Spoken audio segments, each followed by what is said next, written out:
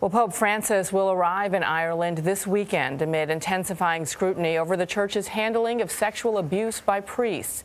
The Pope asked for prayers as he prepares for the first papal visit to Ireland in nearly 40 years. He will attend an international Catholic gathering there, but the scandal forced 2 U.S. cardinals to cancel their trips.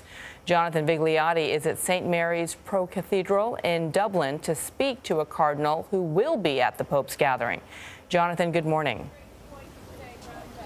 Good morning, and that cardinal tells me this is a pivotal moment for both the Pope and the Church. The Pope expected to arrive here Saturday morning. One of his first stops will be here at the Pro-Cathedral, where he will kneel down and pray before a candle that has been lit since 2011 in honor of the victims. There's a dysfunction in the family, and we have to address it. This is a really dark time, a darkness within the darkness.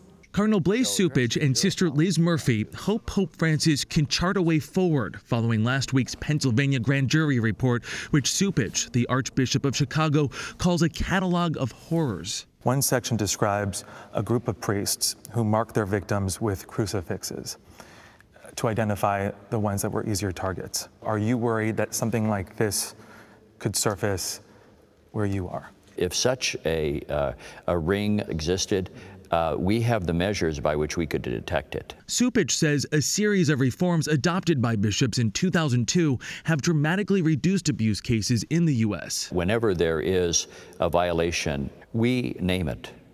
We come out with it, we tell people what's going on, and we make sure that people are held accountable. I think there's much more needed than just naming individuals. With respect, Cardinal. Sister Liz Murphy leads one of the largest religious organizations in Ireland, a country also reeling from the sex abuse crisis.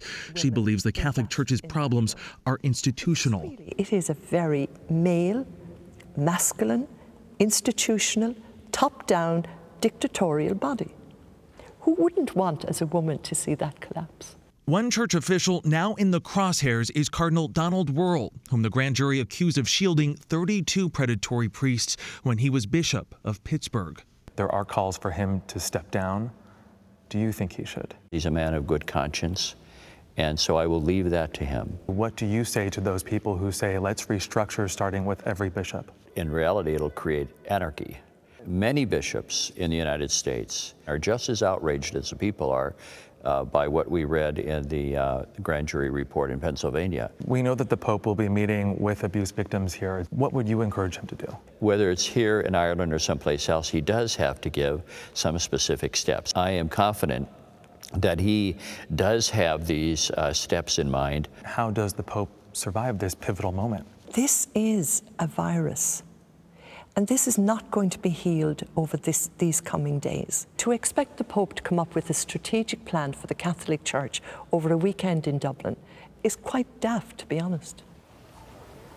But many critics say that words are no longer enough. They are demanding action.